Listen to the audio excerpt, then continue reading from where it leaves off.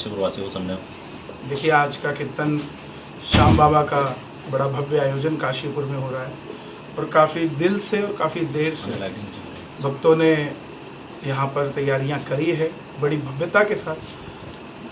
मुझे ऐसा लगता है जनपद का, उत्तराखंड के इस तरफ का ये सबसे बड़ा आयोजन होगा जिस तरीके से मेरे पास जानकारी आई है। और मैं भी बड़ा प्रसन्न हूँ काशीपुर आकर, पहली बार काशीपुर आया हूँ और यहाँ के लोग बड़े अच्छे हैं, बड़ा प्यार करते हैं। जानना चाहिए कि माता बाबा का आशीर्वाद, बाबा की कृपा बरसी है। देखिए, कृपा ही होती है, मायापति की माया होती है, इंसान की काया दिखती है। इंसान कहे कि मैं कुछ कर रहा हूँ तो गा तो मैं पिछले 25 साल से रहा हूँ, तो क्यों आज ही इस ख्याति में गाते ही तैयार क्यों नहीं हो गया मैं। तो ये प्रभु की कृपा ही है कि आप पर बरसेगी और बिना मेहनत के आपको फल मिल जाए, ऐसा तो कभी भी नहीं होता। और हर आदमी जो भी आज ऊंचाइयों पर है या कहीं पर भी है, वो किसी ना किसी के लिए आइडल तभी बन पाता है जब उसने मेहनत करी हो। बिना मेहनत के वो आइडल नहीं बन सकता। फेमस हो सकता है, आप देखते होंगे कि एक गाना किसी का चला और महीने डेढ़ महीने बाद लोग उसे भूल गए, गाना आया गाना चला गया, लेकिन वो किसी का आइडल नहीं बन पाया। क्यों? क्योंकि 32 साल की उम्र में उसने वो गाना गाया होगा, 32.5 साल की उम्र में फेमस हो गया, 33 साल की उम्र तक मामला ख़त्म। मेहनत के बिना आप कुछ नहीं बन सकते। आपका आइडल और जो है? मेरे आइडल संत रहे साहब हमेशा, और भजनों की क्षेत्र के, चाहे वो नरेंद्र चंचल जी हों, चाहे वो लखबीर सिंह लखा जी हों, चाहे वो परम श्रद्धेय नंदू जी हों, ये लोग मेरे आइडल रहे हैं और इन लोगों से मैंने प्रेरणा ली है। हमारे श्याम जगत में जितने भी सिंगर, जितने भी भजन प्रवाहक हैं, सभी हमारे आइडल हैं। आज छोटे से छोटा बच्चा भी अगर गाता है तो वो भी मेरा आइडल ही है, कुछ ना कुछ हम सीखते हैं उनसे। 2 लाइनें आपसे चाहेंगे सर मीडिया का। देखिए, मोदी जी, मेरा 3.5 साल पहले मोदी जी के लिए कोई नज़रिया नहीं था। क्यों? क्योंकि देश में हॉस्पिटल बनाने, हाईवे बनाने, सड़क बनाने, हेल्थ के लिए काम करना, एजुकेशन के लिए काम करना, ये सरकारों का काम है, हमने वोट दिया है।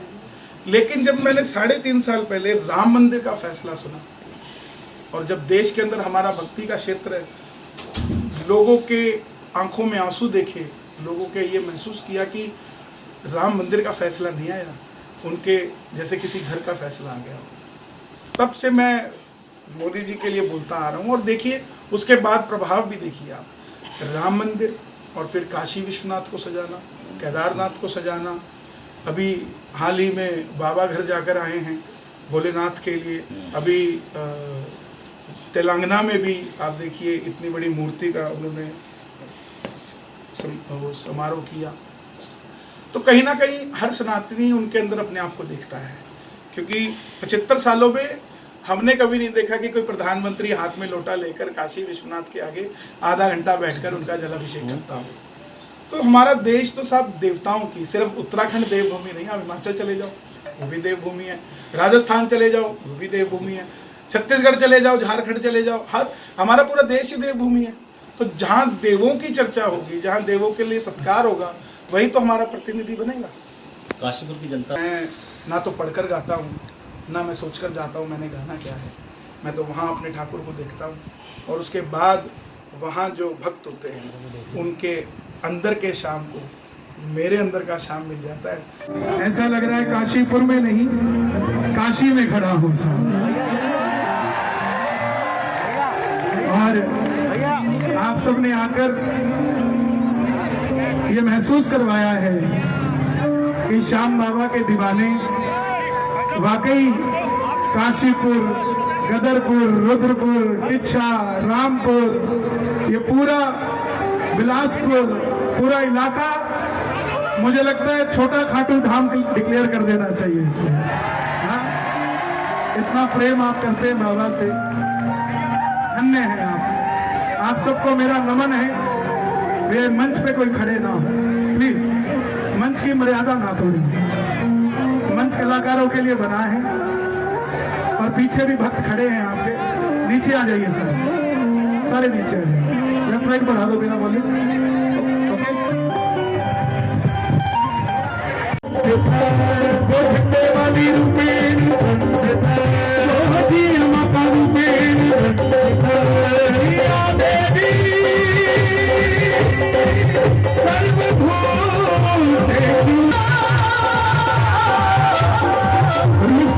संस्कृत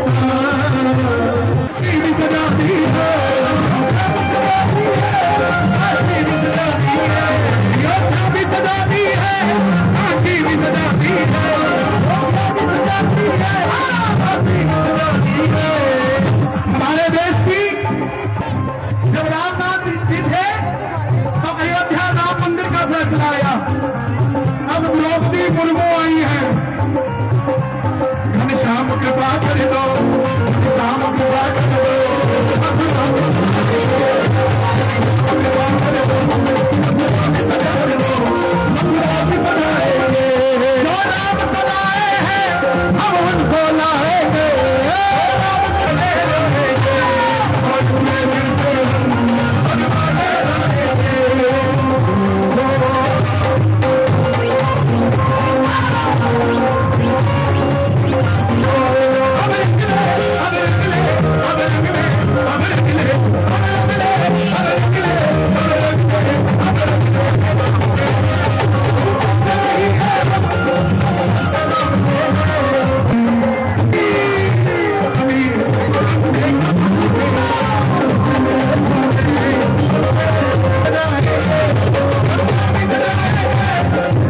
केदार सजाई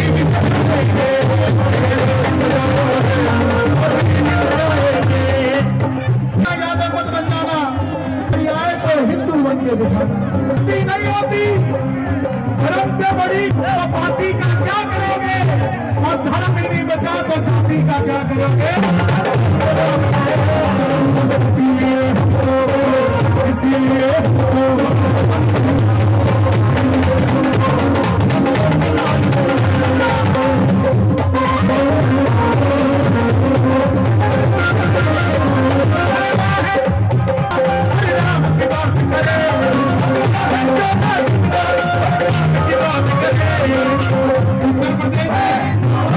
जिसको गर्व है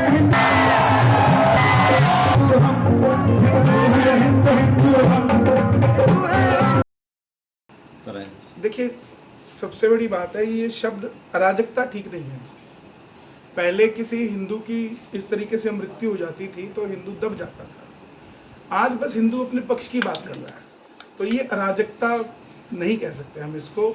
जो शरारती तत्व पहले भी थे आज भी वो अपना काम कर रहे हैं, बस फर्क इतना पड़ गया है कि जो पहले शरारत होती थी, सनातनी होता था तो वो चुप हो जाता था क्योंकि उसको पता था मेरी सुनवाई नहीं है।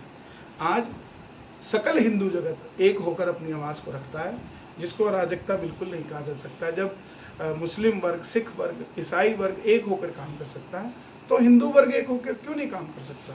और आज वही एकता का प्रतीक है, और उसी को अगर हम अराजकता कहें तो अच्छी बात नहीं है, क्योंकि जो भी हो रहा है, हिंदू कभी किसी का कत्लेआम नहीं करता, ना हमारे सनातन में कहीं कुछ लिखा हुआ है कि किसी तरीके से किसी को जान ले ली जाए।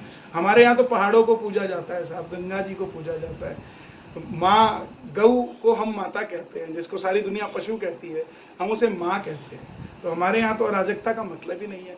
तो जो अराजकता फैला रहे हैं उनसे ये सवाल किया जाए कि अराजकता क्यों है। हमारे यहाँ तो सनातनी एक हो रहा है। योगी जी से मुझे उनका आशीर्वाद मिलता रहता है, महीने में 2 महीने में कोई ना कोई ऐसी चर्चा चलती रहती है।